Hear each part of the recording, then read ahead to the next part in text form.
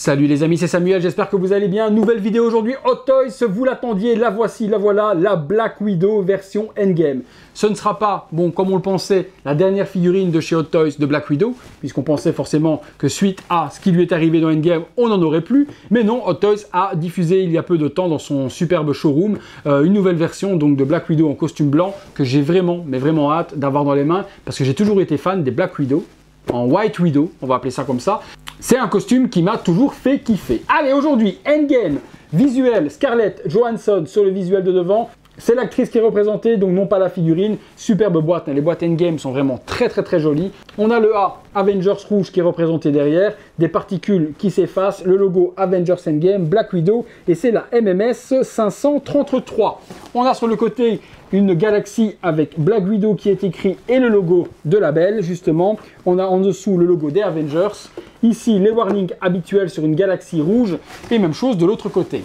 Black Widow écrit juste là, et puis Avengers Endgame sur le dessous. C'est une boîte qui s'ouvre sur une boîte vitrine de la sorte. On a, et bien du coup, une boîte vitrine qui nous montre Black Widow à l'intérieur avec son petit logo. C'est tout joli ici. Le casting shoe qui est ici avec rouge et le logo Avengers sur l'arrière avec le gros logo des A explosé. Et puis, ce qui nous intéresse, c'est ce qu'il y a à l'intérieur, les poteaux. On est parti pour le contenu.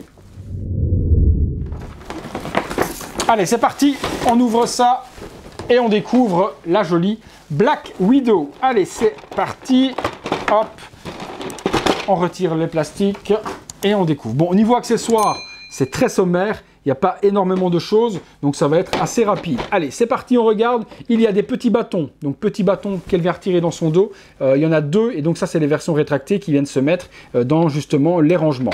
On a ensuite deux petits guns qui vont venir se mettre dans les holsters. Donc c'est les petits styles un petit peu PPK. Je ne sais pas trop la référence exacte de ces guns. Est-ce que les parties s'enlèvent des chargeurs? Oui, les petites parties de chargeurs s'enlèvent. Et la partie, est-ce qu'elle coulisse? Oui, elle coulisse également, avec un effet en plus qui revient sur un aimant, c'est plutôt pas mal. Donc deux guns.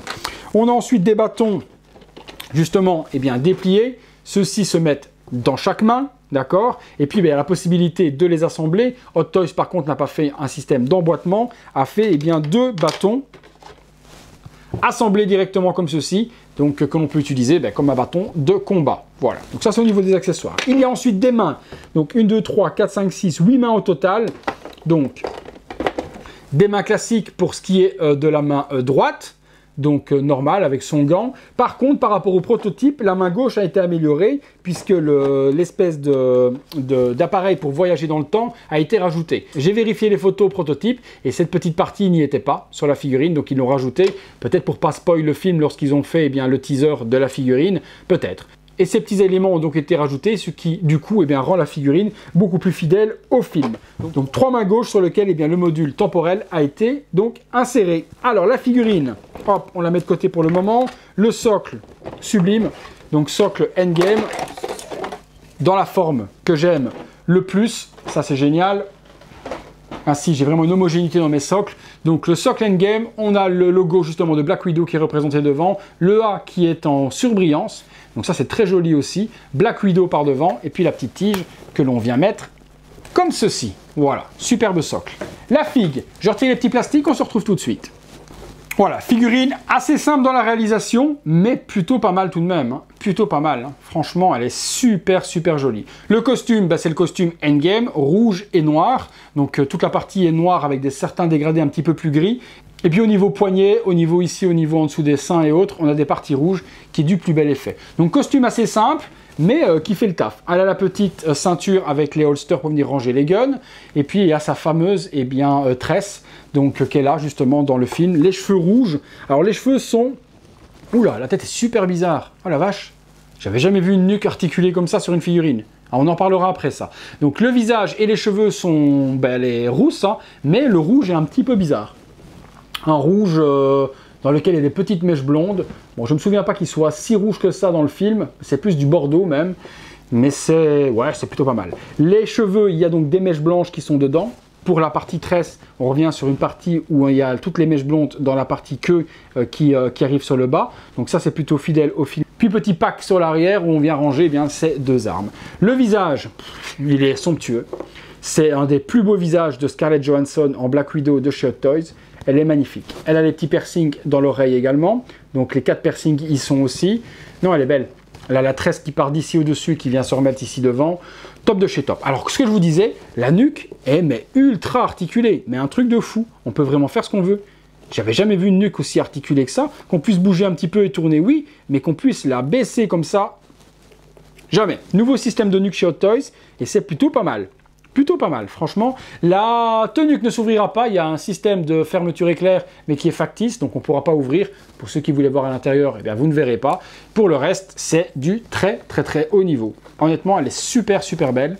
Niveau taille, nickel, elle n'est pas trop grande. Niveau poitrine, on n'a pas des boobs à la TB League, c'est fidèle et c'est accurate. Non, c'est top. Les mains arrivent nickel au niveau des holsters. Articulation, bah c'est nickel. Double articulation au coude. Double articulation au coude, donc on peut plier comme on veut. Ouais, c'est pas mal. Niveau jambes, on pourra la faire en pose comme si elle courait.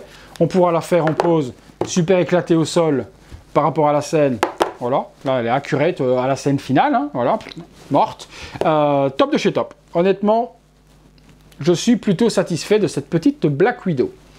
La tête, c'est ouf. La tête, c'est ouf, les amis. Petite pause, on regarde ce que ça donne. C'est parti. Voilà, première petite pause simple, les guns dans les mains, en pose muséum classique. On va lui donner 2-3 petites pauses d'action, voir un petit peu ce qu'il y a moyen de faire avec. Mais c'est plutôt pas mal. J'aime vraiment le style. Le costume est super génial. Petite pause. Voilà, ça arrive parfois que certaines personnes n'aiment pas les poses dynamiques et également que certaines personnes ne savent pas donner des poses dynamiques. Donc en muséum, on peut donner une pose comme ça, les bras le long du corps assez simple et avoir quelque chose de très joli. Allez, je vous donne d'autres petites pauses.